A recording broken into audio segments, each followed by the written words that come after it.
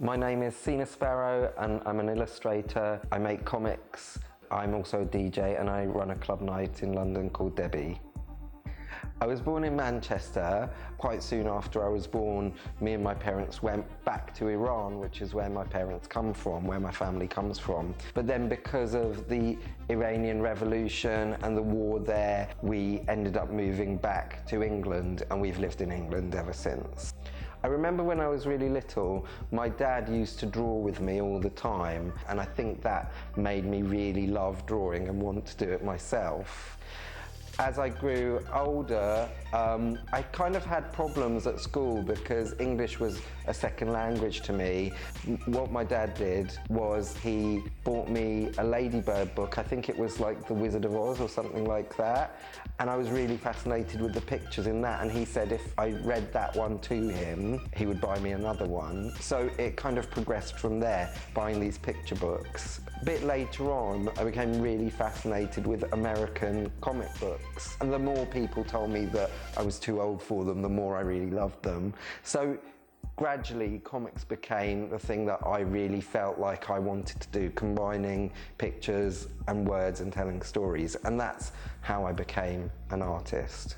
There were the American comics on the one hand, but then there were people in America and in England as well who were making their own comics, making independent comics and independent magazines called zines, which really they were talking about their own lives and their own experiences. And there were a lot of gay people, a lot of queer people making zines and comics at that time as well. And it really inspired me. And I kind of realized you could do comics about anything. You could do comics about your own life. So independent comics and independent zines really became the main medium that I started to use as an artist to express myself.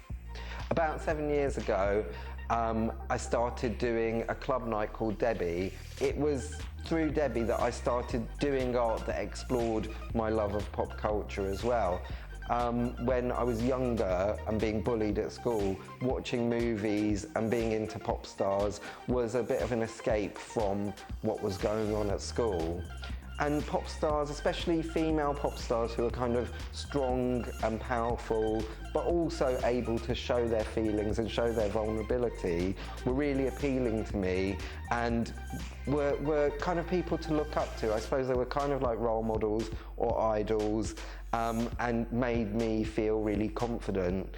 So what grew out of that was putting these icons on T-shirts. So for the last few years, I've been doing T-shirts of pop stars, movie stars, and pop culture icons who I really love. My new show at the Weavers Factory is going to be an overview of about the last 10 or 15 years of my artwork.